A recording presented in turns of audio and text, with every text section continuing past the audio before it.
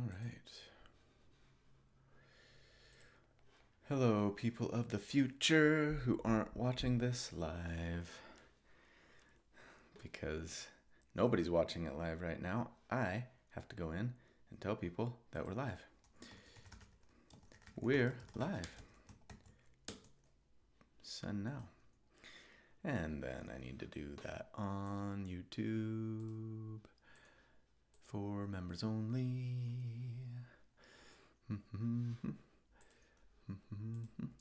This is such a pain. Hello, you. Okay. We're live for channel members. Post. And then Patreon. Boy. Stop that.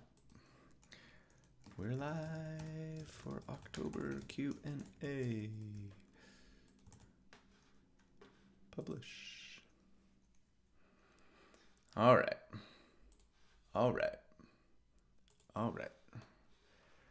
Now, let's see if anybody has logged in yet. How's it going? All right. Yeah, and we're back. If you were with me yesterday, you're probably like, oh man. That was 3.5 hours. I don't know if I need any more live D4. That was probably bad timing on my part. I should have tried to do this last week, knowing that I was probably going to be doing a live reaction video for the Heroes of Faerun. So yeah, it's a lot of live. It's a lot of live me. So, how's it going, everybody? Hope you're having a good day. Sorry. Yeah, it's been my voice has recovered, I think, from yesterday. And I'm excited to hang out with all of you and answer some questions. Let's check in. Thanks, Justin. Appreciate that. Yeah, I know, still no super chat. I was planning on figuring out how to dual stream to both YouTube and to Patreon, because you can stream to Patreon, right? But to do it in OBS, I've got to get a plugin that lets me dual stream to YouTube, and then it would allow for super chats and dual stream to and stream at the same time to Patreon. I just haven't done it yet, and I'm still kind of trying to decide. Maybe I just tell Patreon patrons, right? Hey, sorry, it just is a lot easier if I just go live to members only on YouTube and then get you guys the link after the fact. But I don't want to annoy Patreon patrons and make them feel like second-class citizens or anything, right? So I'm still debating that, and this month has just been a little too busy for me to do anything about it. So anyways, yeah, welcome back to more live chats with D4. Okay, yes, let us, Chris, I have not had the chance to read the new UA. And when I saw that WotC dropped one today, I was just like, come on, you gotta be kidding me. I just spent so many hours going over the new book, and now there's a new UA, and part of me wants to go live and do a reaction, but it's maybe next week, I don't know. There's a lot going on right now. Yeah, new UA dropped today. Okay, so my daughter has a piano lesson today. It's her first, and she really wants me to be there for moral support. And it is in 55 minutes. So I have a hard stop getting back to my corporate roots. Just threw up a little bit in my mouth. I have a hard stop in 50 minutes. So let's just start jumping into some questions.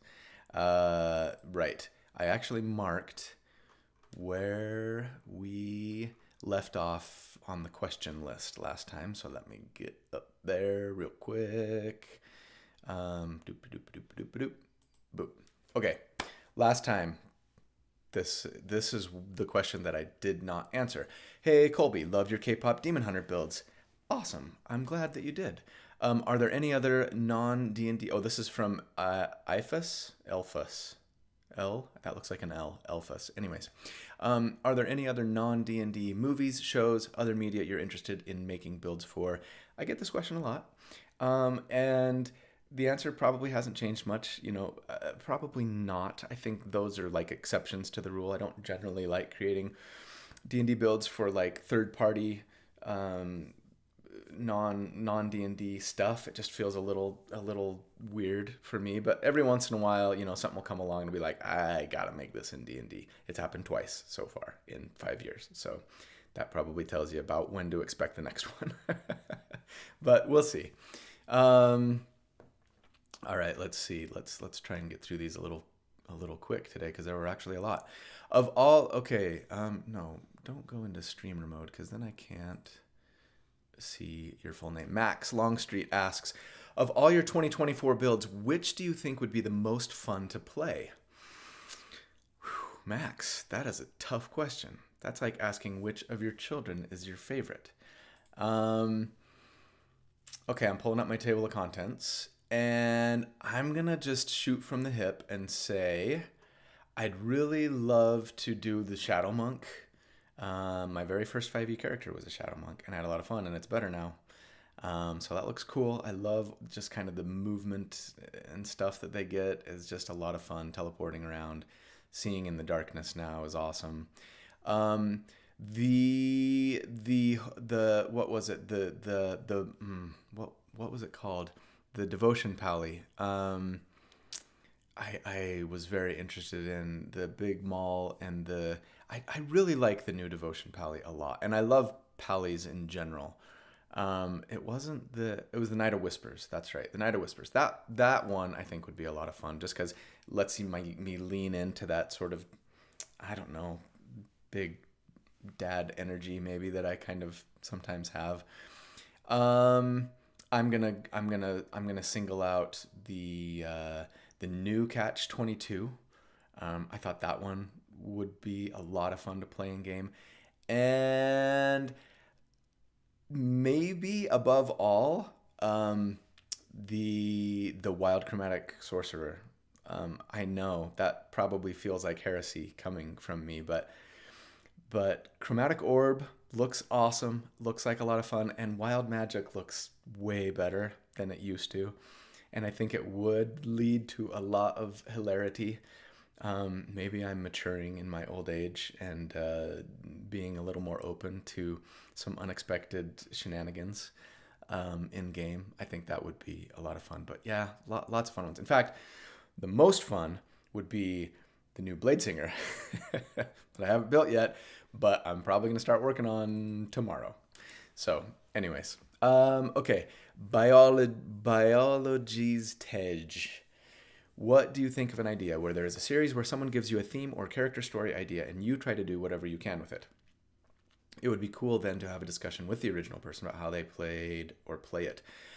Yeah, I can see that being fun. The problem would be, like, how do you choose who gets to make those suggestions, right? Is that like if you're a member at the $100 level, then I will build a character for you or something like that, and that gets a little, I don't know.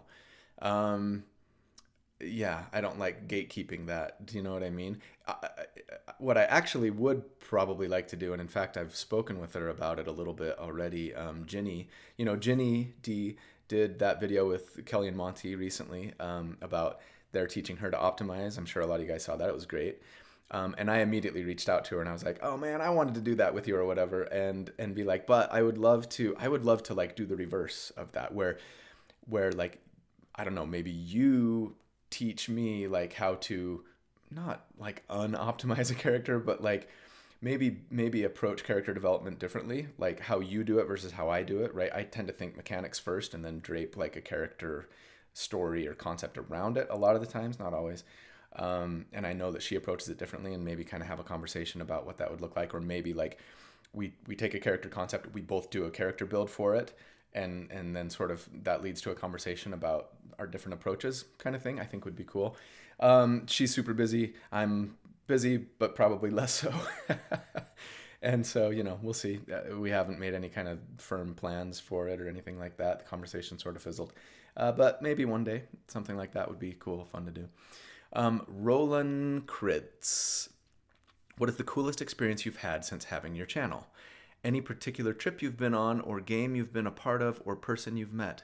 I mean, I assume that you're talking specifically about D&D related, D4 related stuff, not just like life experience over the last 5 years, right? And I mean, I guess I would have two answers to that. The first would be, honestly, like, just the fact that I get to do this for a living now. Like, that's the coolest experience, right? That, like, this is now my full-time job. And I mean, if somebody would have come to me when I was 12 years old playing D&D, right, and said, "Hey, keep it up, kid, because one day this is going to be a career for you," I would have been like, A, I don't believe you. B, that sounds like my wildest dream come true, right? And so, yeah, like that. Just the channel itself is the greatest experience that I've had since starting my channel. But maybe beyond that, or other than that, I would say like going to the conventions and getting to meet a lot of you guys, which is always amazing. Seriously, if you ever see me in public or at a con or whatever, like, don't hesitate to come say hi. Like, I love that. I truly do. Maybe if I were like an actual celebrity that got stopped on the street all day, every day, it would get old, but it doesn't. It's just cool. And a lot of times people will have great stories about, "Oh man, like I was going through this really hard time and you said this thing and it really helped me out," or like, whatever. Like, that's so cool and so rewarding. And I love hearing that. I love hearing stories about, my children in the wild. If you took a character that I made and played him in a game, and like what a great experience that was, that like warms my heart. It really does. And also, at those cons, I've gotten to be able to get to be much better friends with, some of my colleagues, I guess you'd say, the Dungeon Dudes, Chris, Will, I mean, so many others. Jesse, Jerdak, Genie, like it's just been really awesome to, Antonio. Sorry, there's I don't want to leave anybody out. This isn't an award show. That's been awesome and so fun and so rewarding. Maybe my friendship, well, yeah. Anyways, making trips out to Toronto to hang out with Kelly and Monty and do stuff with them has been so cool. Like collaborations, as a result of getting to know some of these people. Chris, right, Treant Monk, of course, it's been so cool to get to know these people and become good friends with them. So, yeah. All right, let's take a break and jump over to the chat, because there's lots of chats, and see if there were any questions coming in here that I might want to get to. Rank B Wizard, have you talked to Treant Monk about the Genie Pally?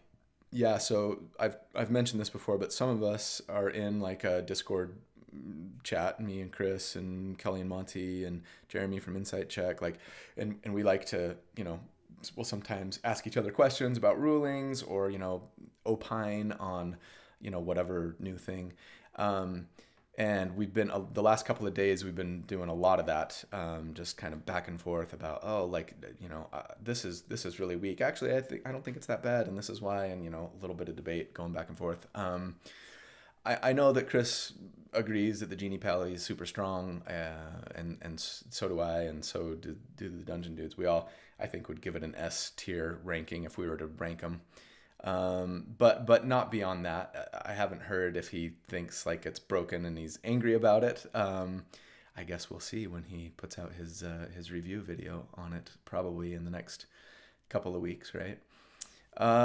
Let's see. Oh, it's an L. Oh, hi Luke. That was you. Okay, got it. Let's see. What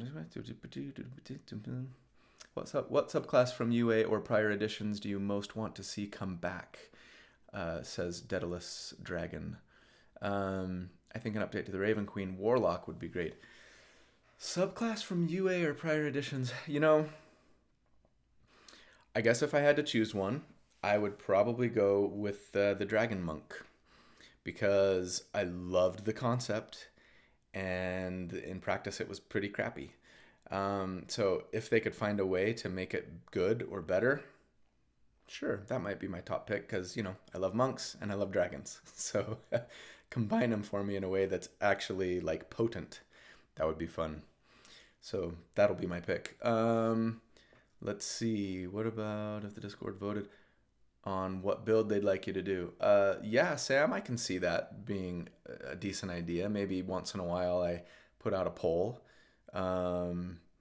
just for members and let them vote. I actually used to, for those that have been around for a long time, at the beginning of the channel, I would do that sometimes. I would just do a poll on YouTube as a post, right? And be like, okay, like here are the builds I'm thinking about doing next. Vote on them, and I would let the audience decide. I kind of got away from that just because generally I'll get to those builds eventually anyways. Like if I have 4, like these are probably the next 4 I'm gonna do. And what order it comes in is just whatever.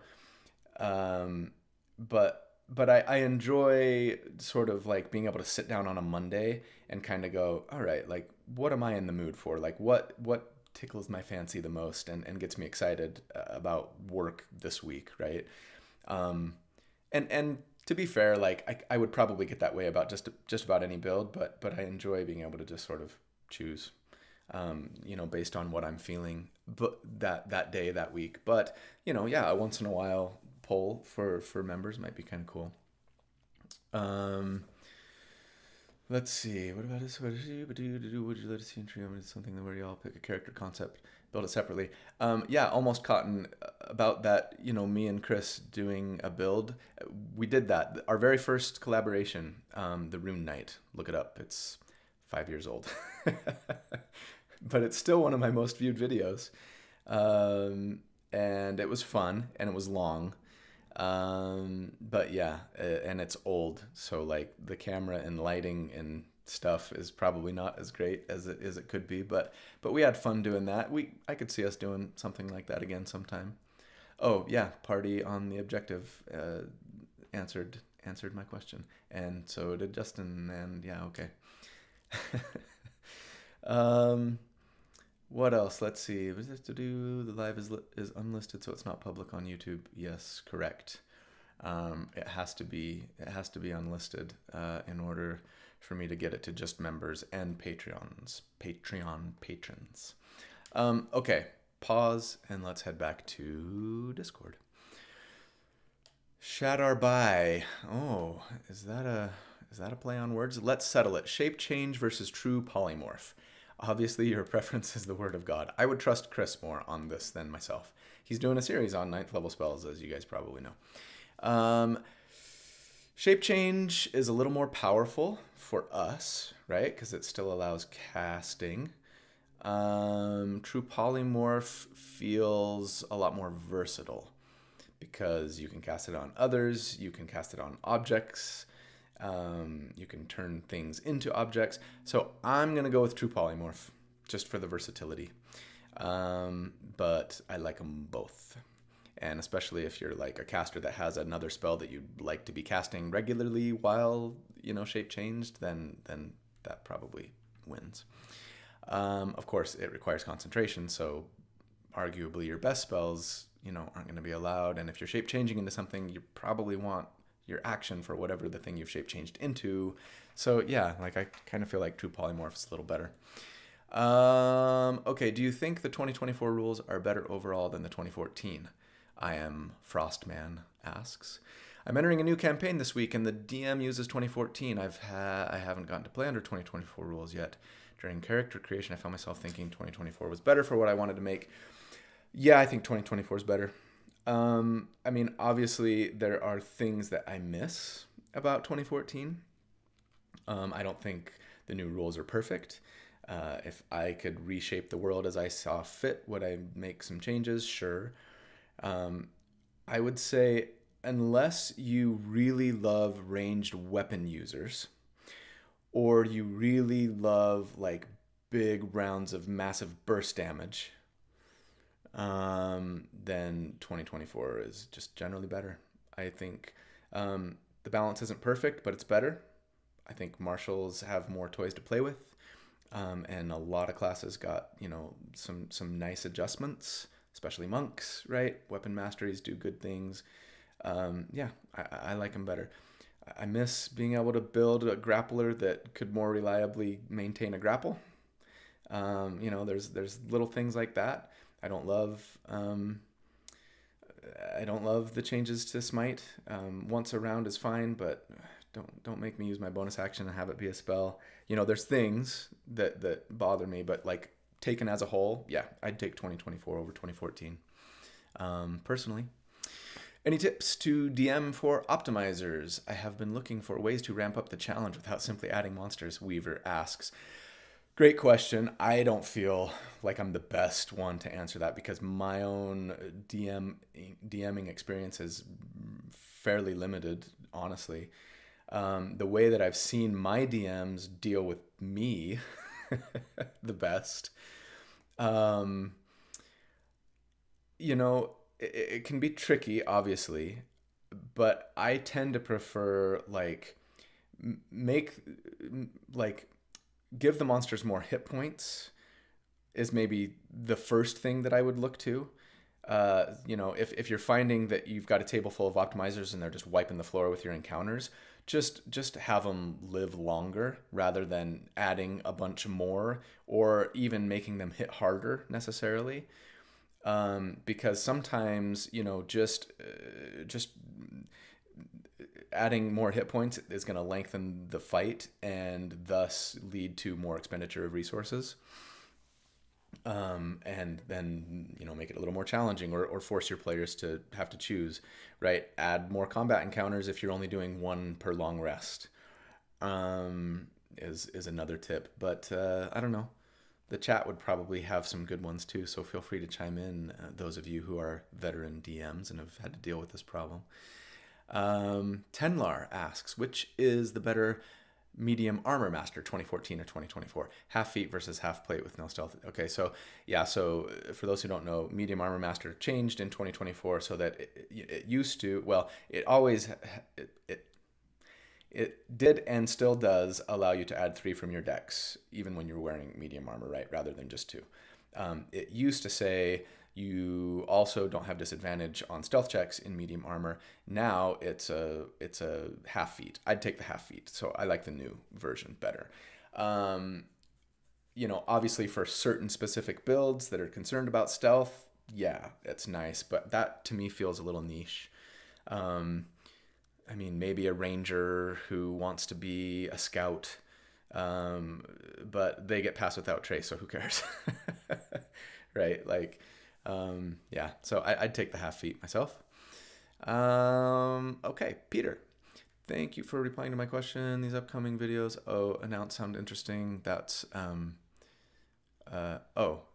this isn't a question. He's just saying, hey, I wouldn't mind having to watch the Q&A later. Thanks, Peter. I appreciate that feedback. Hey, D4 folks, what about a channel for sponsor codes? So are you saying, Mark, what about a channel for sponsor code? Like a channel, do you mean, for codes for, okay. So you mean when they sponsor my video, hey, use the code D4 at checkout to save 10% off or whatever. I'm assuming that's what you're mentioning. I could probably put those in a spreadsheet. And just add it to my army of spreadsheets. I'll have to remember that and maybe put it on my to-do list. Elphas. Oh, that's okay. Yeah. I assume this won't make it on October stream for November. Oh yeah, no, it's making October stream. What were you thankful for this year? Doesn't have to be channel related. So many things. Okay, if it doesn't have to be channel related, I'll be cliche and sappy and start with my wife. who I love madly and just is an amazing force in my life for good and joy and grounding and growth. And my kids too, and that we're all relatively healthy and happy and stable. um, and beyond that, yeah, just I'm grateful for a new Bladesinger in official 2024 rules. And for beautiful fall weather outside. Oh, I wish you guys could. Well, you can see out my window. Let me show you the view out my window right now. Oh, it's actually not that great because you can't see the mountains. Da, da, da, da, da. Oh, okay. Is it gonna break things? These are just some cottonwood trees that are starting to turn yellow. There's mountains behind that. I love the fall. Definitely my favorite time of year. So yeah, I get all excited. It looks more yellow in person than it did on camera. Anyways. All right. Would you add 9 Aggie? Am I saying that right? Because you're the one that won my help me name my next build. The Mercy Monk, the Master of Mercy is what I went with, and I credited you for that. But I don't know if I said that right. Add 9 Aggie. Would you ever consider third-party books published on DDB, D&D Beyond, as official and therefore usable? Probably not. And that's not to say that I, wouldn't or don't ever do third-party build stuff. But I try to build for the least common denominator, I suppose, or the thing that most people would be able to actually use, and not everybody can use unofficial material. And anytime I've done an unofficial material build, it tends to not do as well, with one exception, right? With the Arcane Hand Monk from Kelly and Monty's Sebastian Crow's book. So anyways, it's never off the table, but demand has to get high before I think I really will consider it. Okay, let's head back to the chat real quick and see if any other questions have come in. You mentioned the to-do list a lot in your videos, Guy Not Guy says. Is there an actual to-do list written somewhere? I'd love to see it, so I don't nag you about something you already have on the docket. Yeah, there is. Can I share my screen live? I don't know if I can. I could show you guys. Otherwise. But yeah, let me pull it up here. I always keep it up. I gotta minimize this in order for me to see it. Okay, right now, my 2024 specific build ideas to-do list is, it's not that long. It's only sitting at about 2 pages, single spaced. But some things I haven't even added here, like, a single target build for each class. Like, I know I'm just doing that right now, and so those aren't on here. And every once in a while I'll have others. But yeah, should I make this public? I don't know that I want to make this public. I'd prefer that you keep nagging me, honestly, just because I don't necessarily need to field questions about my to-do list. So yeah, let's see, Sam. Let's see, what's been Almost Cotton. What has been your favorite part of your single class build series so far? You've mentioned that it's been fun to do. It has. It's been a lot of fun. It's been surprisingly, for me, fun. The thing that I am enjoying most about it is I feel like I'm learning things. I'm getting surprised.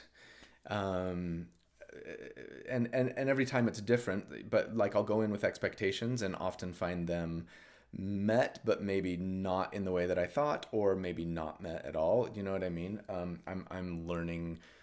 Well, at least I think at first I was learning like balance might be a little bit better than I originally thought if we're just doing single class, and if we're, not allowing for older content, especially.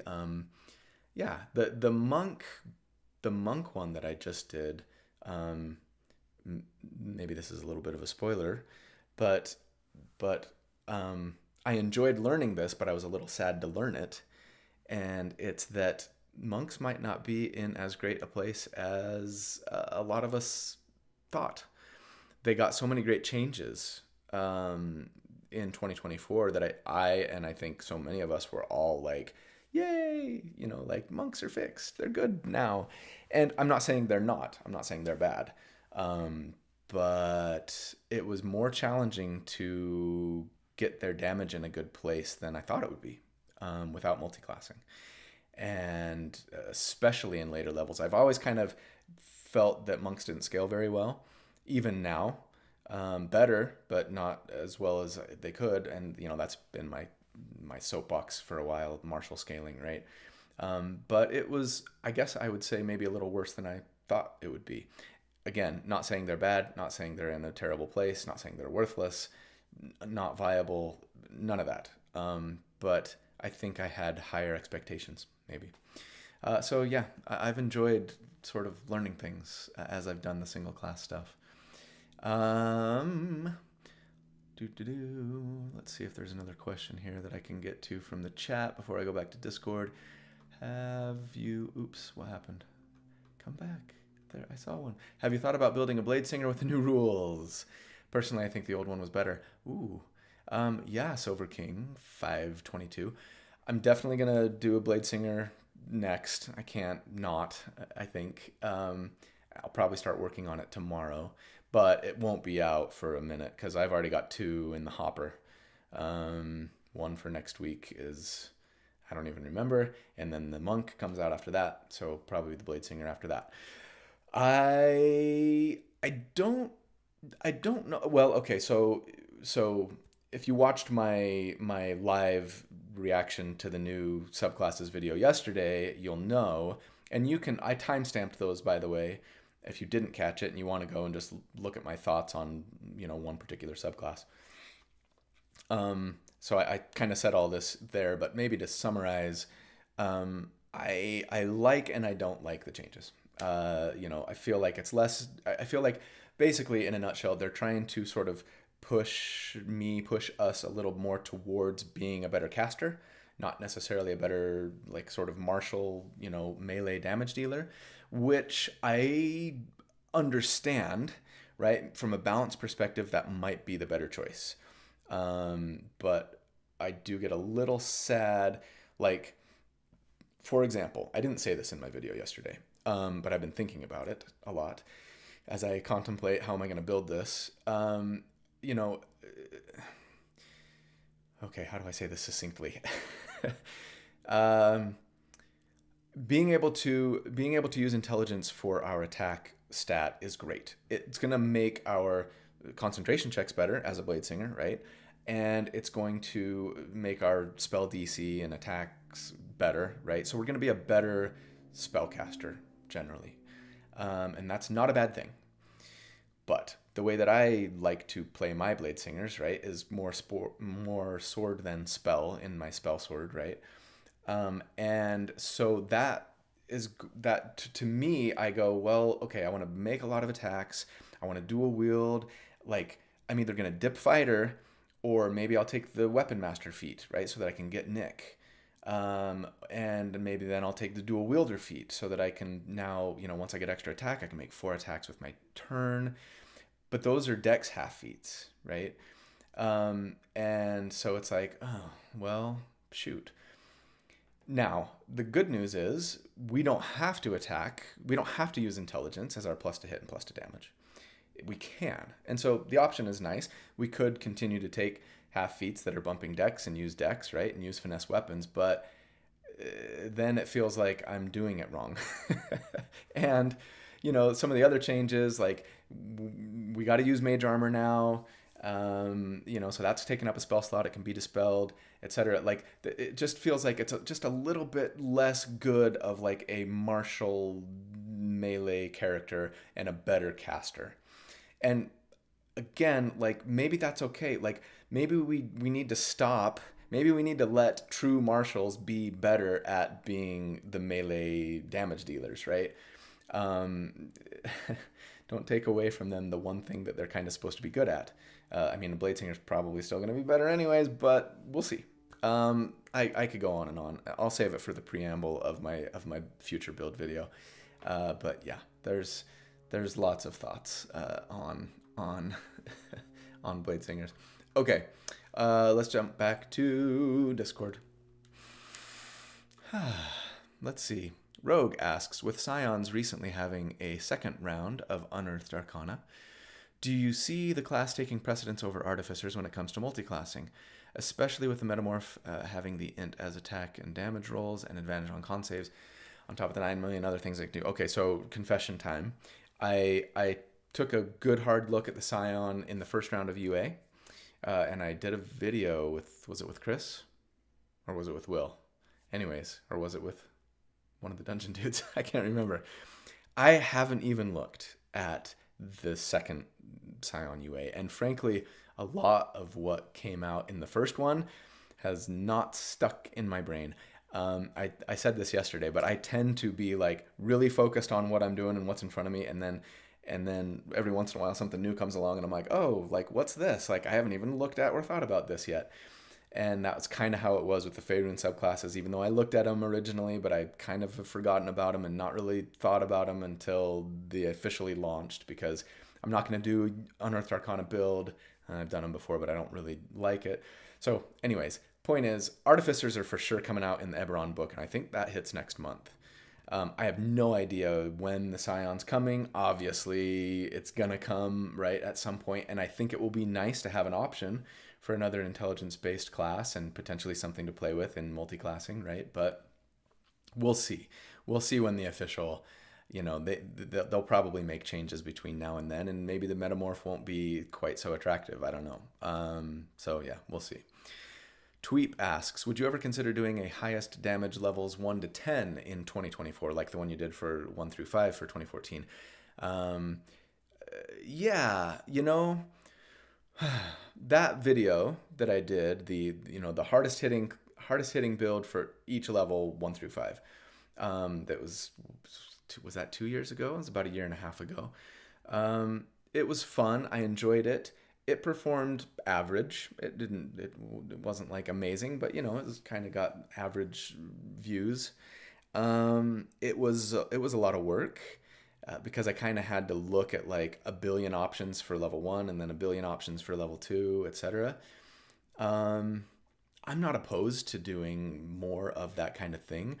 I think the challenge, or maybe the reason why I might not get to that anytime soon, is because like I have so many other things that I want to do first. Like I want to keep going with this single class series. Now I've got 8 new subclasses to play with, right? And I definitely want to do builds for them. So yeah, like maybe one day in the future, but if so, it probably would be a ways out, I would guess. Yeah, I think that first video that I did 1 through 5, that was like near the tail end of the 2014 life. You know what I mean? And while I had a lot of builds on my to-do list, I felt like I'd explored a lot of what I'd wanted to explore. And so that was like, oh, this is like fresh and new. I'm not to that point yet with the 2024 stuff, and I just got a bunch of new things to play with. So Mark asks, are there plans to improve the spreadsheets? While they are useful for any one build, I would love to be able to search them more. For instance, find me a build that is mostly Sorc in the 2024 rules and has good control as well as damage. Okay, and then I see that some people, there was like a conversation around this that people suggested using ChatGPT and using the table of contents, and I will maybe just say, yeah, table of contents hopefully is useful for that kind of thing. I do put a description in there. I put the classes and the breakdown of subclasses and what the role is and stuff. So, that can maybe potentially help you find what you're looking for. Somebody then ends up in this conversation suggesting, putting all of my spreadsheets into just like one big spreadsheet, right? Like I keep the sustained DPR spreadsheet separate from the burst damage, separate from the tank tabs, right? And even the table of contents, and why not just merge them all into one? It's not a bad idea. I do that on my own spreadsheet. I have just like one big spreadsheet, and it has like every tier, like all of the things. And it felt like maybe that would be unwieldy for users, but maybe not, right? Maybe it would be nice to just have like, here's the one master spreadsheet for all of the things, and you can just then click to the table of contents. You can click to sustain damage, to burst damage, to tank builds, blah blah blah. Yeah, I can maybe put that on my to-do list. So, okay. Pepe says, thoughts on the new Heroes of Faerun subclasses?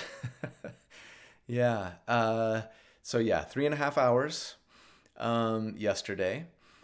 And then it looks like there was a kind of a conversation around that and what changed and stuff like that. Which, by the way, maybe I'd ask you all if you wouldn't mind, like, taking if you've got a response to a question that somebody asks, maybe like take that to a different sub channel, right, or whatever, so that we can kind of keep this just the questions.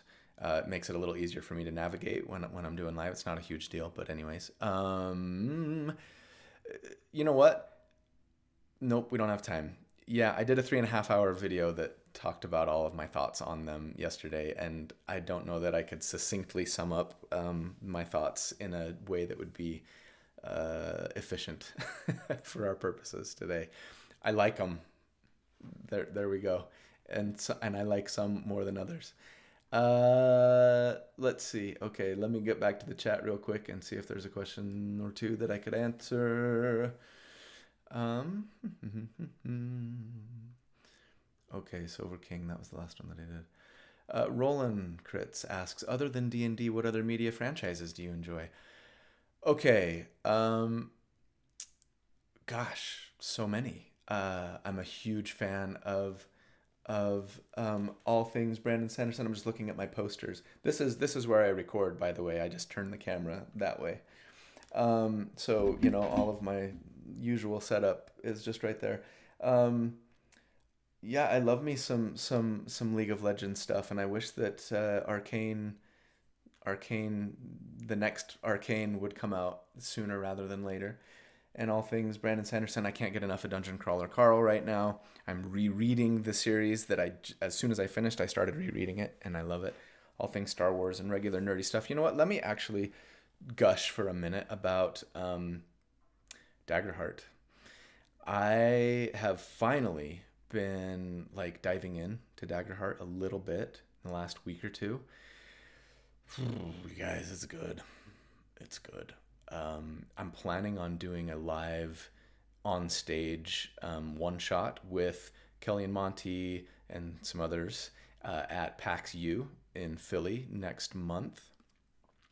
And we're gonna do Drakenheim, but in Daggerheart. For those who don't know, they're converting their Drakenheim stuff to Daggerheart just as a separate book, so that if you wanted to play Drakenheim and Daggerheart, you can. And I really like the system a lot. It feels real fresh and flowy, and just they do some fun, cool stuff that's unique. I like a lot of the mechanics. I like how they deal with like taking damage and armor.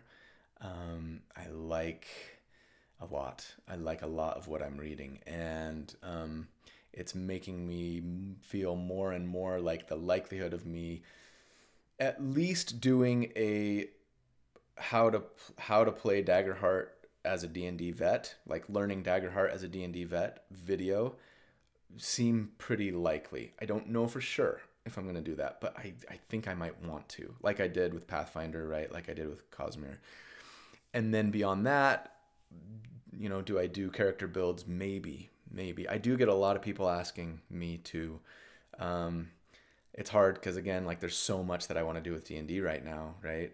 But yeah, I'm really enjoying Daggerheart. From what I'm seeing so far, anyways. All right, let's just keep going.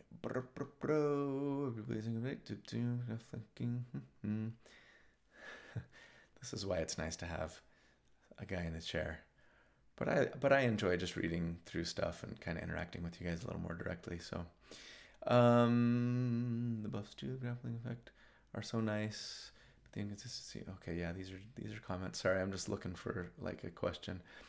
Alex McDonald asks, what are your thoughts on essentially replacing the Divine Soul Sorcerer with the Spellfire Sorcerer? I feel like the flavor of holy magic and the mechanics of picking cleric spells are more interesting. I guess I would just say I think the Divine Soul Sorcerer was probably a little more powerful because they just got access to the cleric spell list, right? That's the main thing. But they also had some other nice little things. Their little plus 2d4, right, to a save or an attack was really good. And then they got some healing buffs, which were just kind of okay. Yeah, I think Divine Soul is maybe a little stronger, but I think Spellfire is still good. And I don't mind that they're kind of using this as the more supporty cleric or more supporty sorcerer, right? So yeah, I think it's got potential, and I'm definitely gonna try and use it in a build, probably as a support focused sorcerer type build, I think. Let's see. Oh, what happened? Sometimes my chat like just jumps and then I have to scroll back up.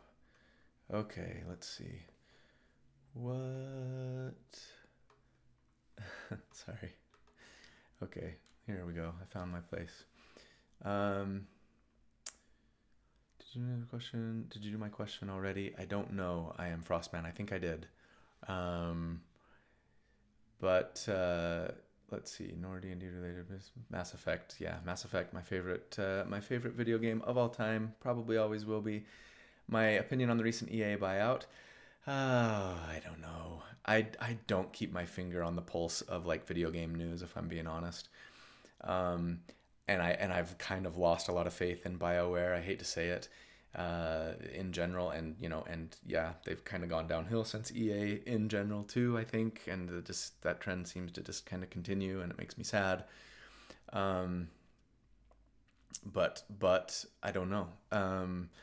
I'll have to look up news and gather other people's thoughts and opinions on it. I kind of wait because I don't want to get my hopes up for a thing until it's like about to come out, right? So like, yes, I can't wait for a new Mass Effect game, and I'll wait until the launch is imminent before I let myself get super excited about it. Daedalus Dragon asks, what class have you played the most and the least? In 5e, not surprisingly, monks and bladesingers are the most. With I mean, and I'm just thinking about like campaigns, right? With some paladin in there, with some cleric / druid in there. The least would be like ranger. I did a Gloomstalker ranger for a campaign once, and after about 3 episodes in, I gave up on it. I didn't love it. And that was 2014, and that was Gloomstalker. They're good, right? I don't like ranged weapon users much. They feel a little more boring to me. So yeah, probably the ranger would be my least played, or, well, yeah, probably ranger. Okay, let's see. Let me get one more question off of chat, and then I'll do one more off of Discord, and then we probably got a wrap. So, thanks for renewing, Alex. I appreciate it.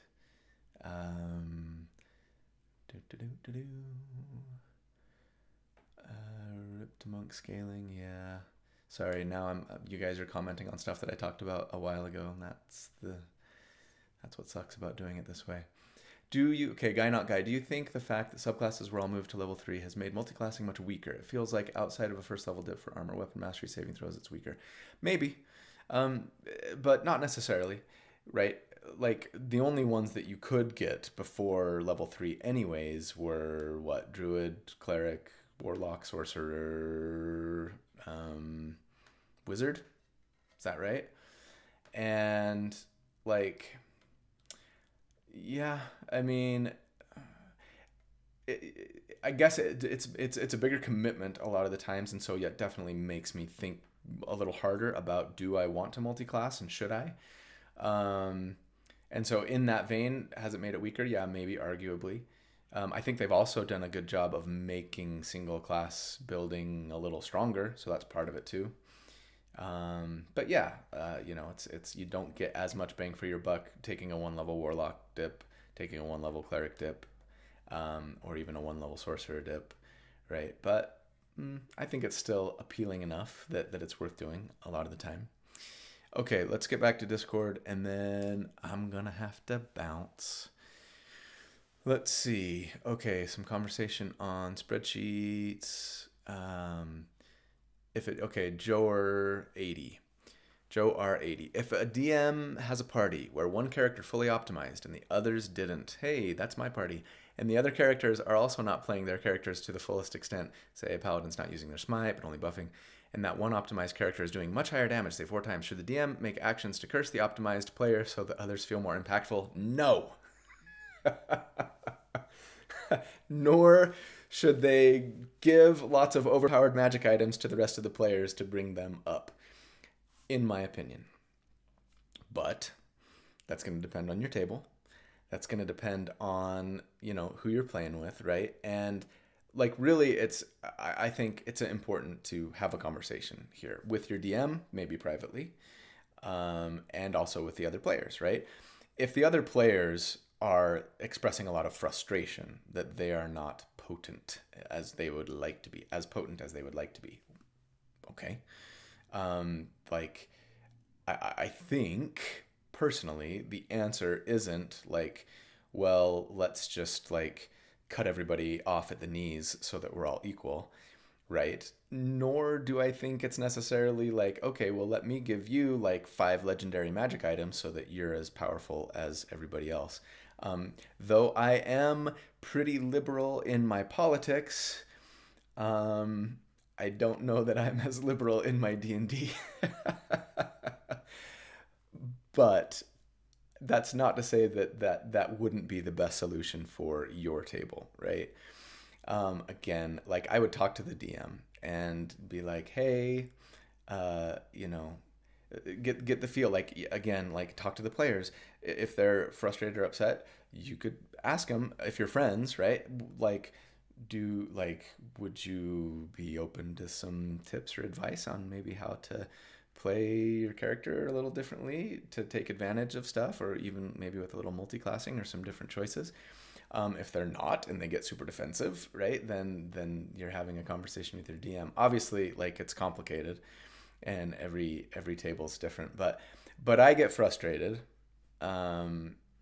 like if I feel like I'm, have put a lot of time and intention and thought into trying to make my character really potent, and other players who maybe don't, end up just sort of getting like, really powerful magic items and stuff to kind of bring them up to par, because it just feels like, oh, well, shoot, that feels bad. And so, yeah, it can be a conversation around, well, what do you want out of your character? What do you like other players, right? What do you have the most fun doing in D&D? And, what's the most important to you? XP to 3 did a great video a while ago about like a DM playing to different characters' strengths and what they all like, right? And a lot of other players maybe don't care that much about like doing tons of damage, right? My daughter is knocking on the door. Hey, Ivy, do you want to come in? Do you want to say hi to everybody? Hi. Are you ready for your piano lesson? Yeah. I gotta go. So, anyways, that you all probably have some other thoughts and advice on my little rant there about communism in D&D, but we'll take the conversation to the Discord, and I gotta jump. So sorry if I didn't get to your question, and we'll do this next month, and I'll see you all online, and I love you guys, and you're awesome, and thanks so much for your support. I really appreciate it. Happy Halloween tomorrow. Hope you all stay safe and get lots of candy, and we'll see you soon. Bye. Say bye. Bye.